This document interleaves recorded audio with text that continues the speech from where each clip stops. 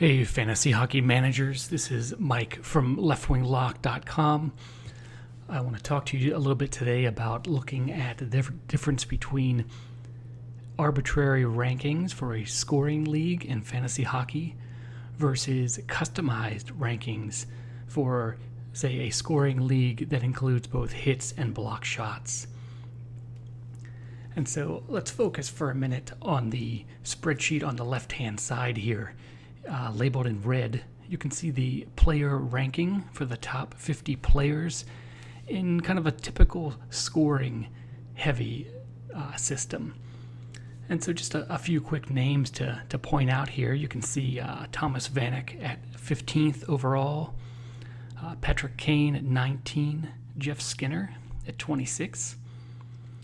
And you would expect these rankings to change quite a bit when you include some of the more physical elements like hits and block shots, and that happens over here in the spreadsheet that's labeled in green.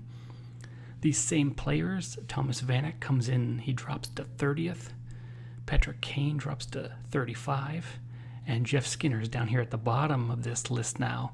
He comes in at 50th. So you can see, just looking at a few players who drop quite a bit by including a couple of extra categories.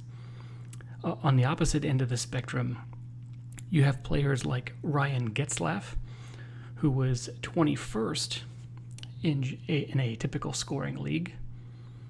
When you include things like hits and block shots, Getzlaf jumps up to the 10th ranked overall skater in a system such as this. And you can go down the line and look at players like Subban and David Backes, and you'll see similar jumps. And so we believe at Left Wing Lock that it's very important for you to have player rankings that are customized to your exact scoring settings in your fantasy hockey league. Just taking a quick scan of these two lists, you can see that there are only two defensemen in the top 50 players in a typical scoring league over here on the left, whereas if you include hits and block shots, now you see 8 different defensemen finding their way into the top 50. And that's a huge difference for you on draft day. And so, intuitively, these kind of things make sense to you. But when it comes time to actually quantify how much of a jump these players should have on draft day, that's where we come in.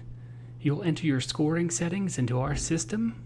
It'll take you anywhere between 30 to 90 seconds, and we'll create a customized set of player rankings specific to those scoring settings. We hope you'll give our draft kit a chance. We offer you 3 different customizations for the price of one. What that means is you can pay $9.99, and you'll be able to enter the scoring settings for 3 different leagues that you're playing in this season. And we'll give you 3 separate draft kits, all for that price, $9.99. You're not going to find a system like this on the fantasy hockey market. And I can promise you, if you use our draft kit for your fantasy hockey draft, you'll be coming back next year for another one. It's good to talk to you guys. We'll hope to see you again soon.